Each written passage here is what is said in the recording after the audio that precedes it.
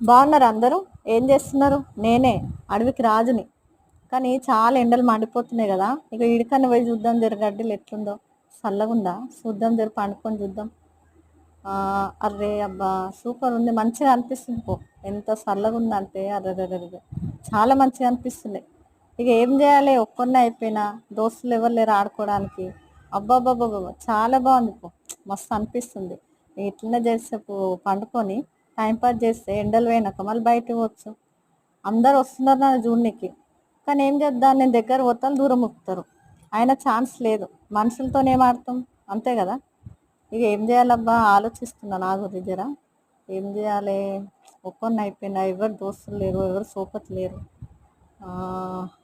Just ఆడుకున్నాను ఆడుకుందాం.